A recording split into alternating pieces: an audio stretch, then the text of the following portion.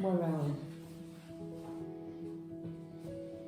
Hello everybody and welcome to another video for Sharing Community made by Alexandra Nigueta, the Blind Soap Maker. You can find me on my website at www.theblindsoapmaker.co.uk. Today we are making a pear and black cherry pie. For this you will need a £2 pie dish. You will need 170 grams of plain flour. You will need 70 grams of caster sugar. You will need 20 grams of brown sugar. You will need 1/4 teaspoon of ground ginger. You will need 3 pears. I use the ripe and ready pears. And I'm gonna use a little bit of lemon rind in mine. And 400 grams of dark black cherries. Obviously you can use blackberries if you wanted to, but today I'm gonna go for cherries, okay? I have my board and my knife here, so let's get good. So here is my first step. I'm going to start by peeling my, nearly said potatoes then, my pears.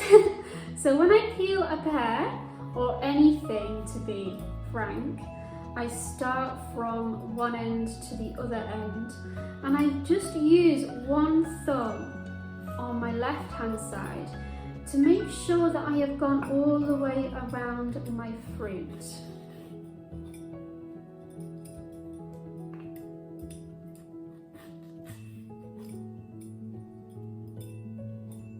Now you see there's a good perfect example of where I have managed to miss a bit and I'm able to find it with my left thumb and go all the way right up to the top. I don't have to put a lot of pressure with this peeler, and really with a peeler you really oughtn't to put a lot of pressure because it should just cut through.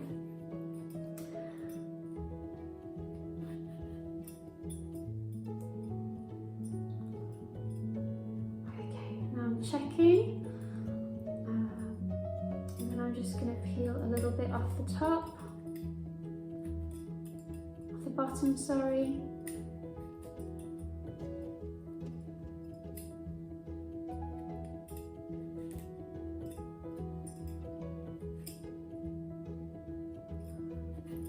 There we go. I think that is fully peeled.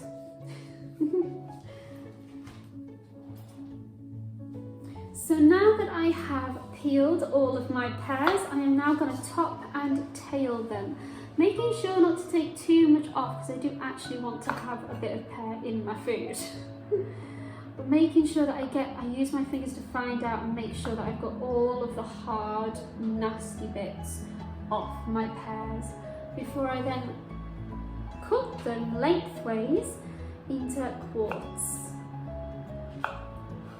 I'm going to try and cut them evenly because the more even you can cut something, the more likely it is to cook at the same time and be an even bake throughout. So there we go. There is my quarters. I'm just going to move them aside for now. Sorry, ears did I say? I meant are.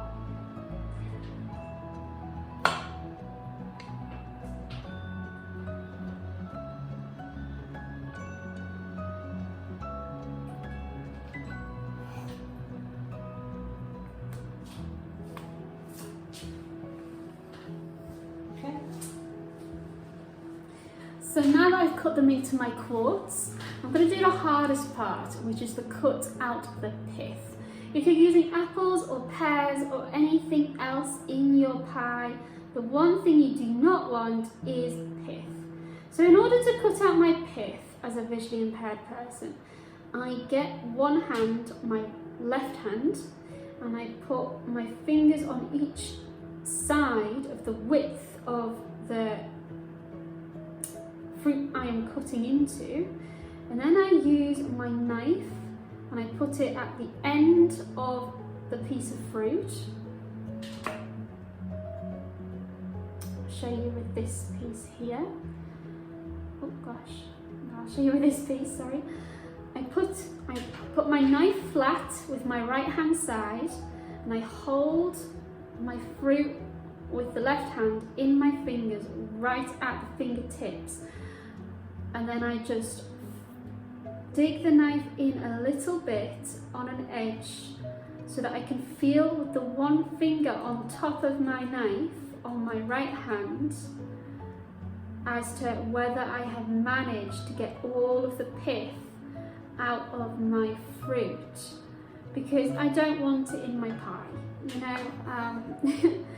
And then voila, that is how it is meant to look. I'm going to do that again so that if you have a friend with you, or if you can get some way of putting it in a larger format, then you can see it, because fruit is quite juicy, and it's just another way of controlling my knife to use one finger on top of a flattened knife when I'm cutting out my pith, because I also want to have a bit of the fruit left. I don't want to just take away all of the fruit from my pie. So there's my third one done. This is practice makes perfect, guys, okay? So seriously, if you can't do it, then that's absolutely fine. You can buy fruit that has already been cut up, and it does save time and make it easier. So there we go. Voila, there's my fourth. And if you run a finger through it, you shouldn't be able to find any bit of pith on your piece of fruit at all.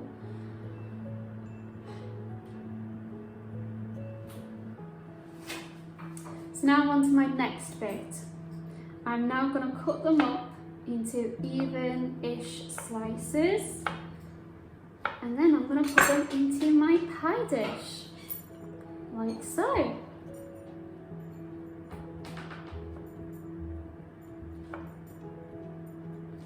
In order to make them even, I put one finger over my knife and touch the other section I am cutting. And the reason why I do this and make sure that I try and get an even cut is because I want to be able to have it cooking evenly throughout. Obviously, it doesn't have to be an exact science, but it does help. So whilst I have my finger over my knife, which is, my knife is in my right hand, and I'm holding the pear with my left hand, I use my finger and thumb that is behind the finger that is over the knife as a guide for my knife to go down evenly through the fruit. Okay? And of course, as I've said before, practice makes perfect.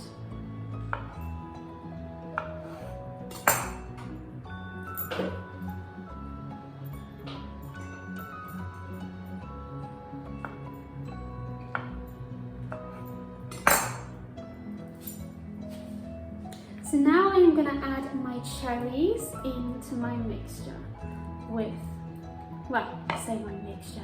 I'm going to add my cherries in with my lovely, yummy pear. I'm going to try and get it all an even mix in the pie.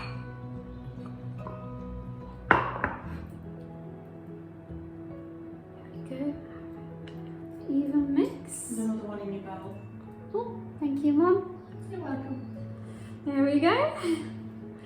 I'm hoping that this will get an, as I said, an even mix several times over, haven't I? So I don't want them clumping too much together, because then you won't get nice juicy pair with lovely yummy black cherry, will you? There we go. I think that's a more or less even coating. I'm hoping it is. That's in all sections of my pie. Now I'm going to take my brown sugar and I'm going to try and evenly spread it around my pie. So I'm just going to take it into my hands and then I'm going to let it kind of float through my fingers, because I think that's the best way of making it as even as possible. There we go.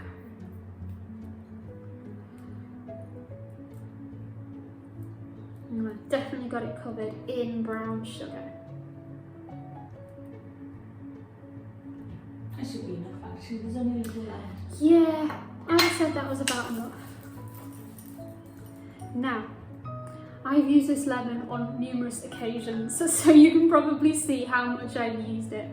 So I'm now going to put some lemon zest into my pie. I'm not going to lie, I'm actually finding this quite difficult. I very rarely do this. I'm just trying to get it all over the pie, so I'm not just getting an uneven amount of lemon. Yeah.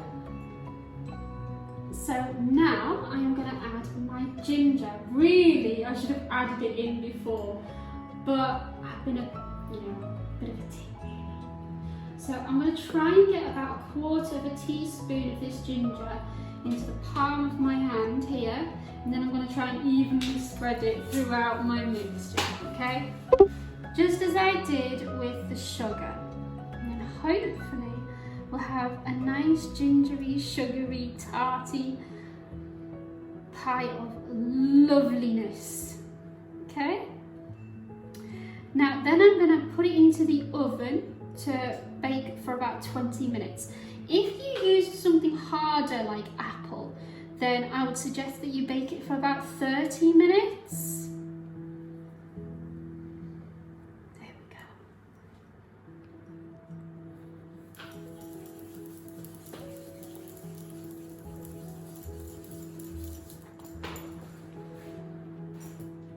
You're on. Do you know, I feel incredibly silly right now, guys, because I forgot to mention that in our ingredients we need 90 grams Record video of butter. button. So what I'm going to do now is I'm going to add my 90 grams of butter to my 170 grams of plain flour, and I'm going to chop it all up into the flour. And then I'm going to rub the butter into the flour so that it becomes exactly like the breadcrumbs. Okay? You just need a bit of patience with this, guys. I promise you that all it takes is a little bit of patience.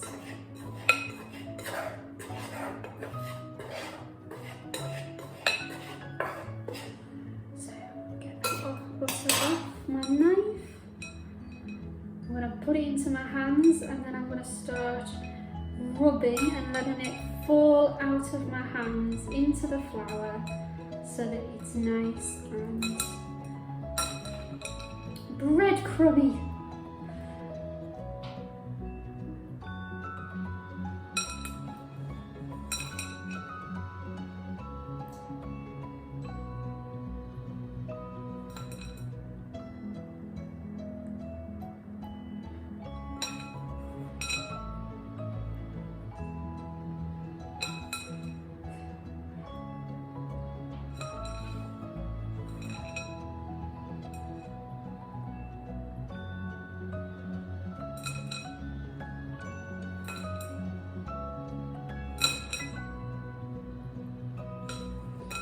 It's getting more and more breadcrumby as we go along here, guys, which is a good sign. So I have been at this for about 5 minutes, and as you can see, it is now nice and crumbly. It's like little crumbles of yumminess. And when it is like this, that you can see there, it is time to add my caster sugar. So I'm going to add all of that in, and then I'm going to mix it in so that it's nice and sweet on top of my fruit. I'm going to mix all of that in.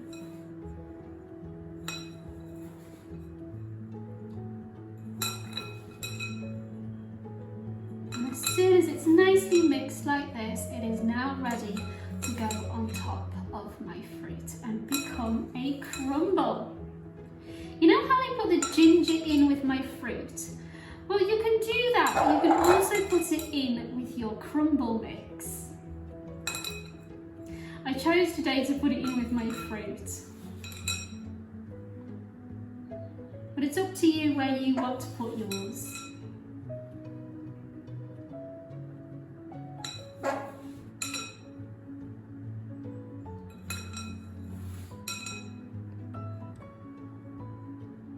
Hello, go.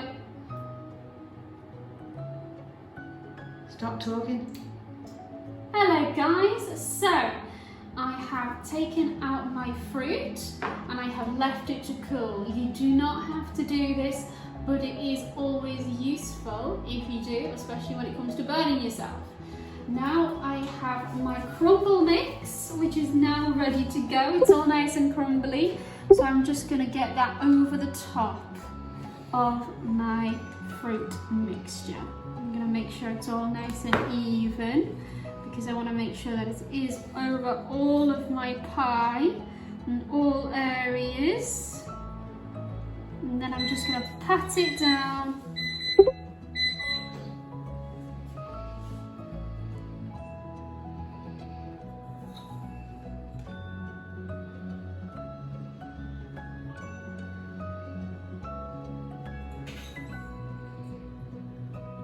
I'll just pile the rest on, Alex, and then we'll just even it up with our hands.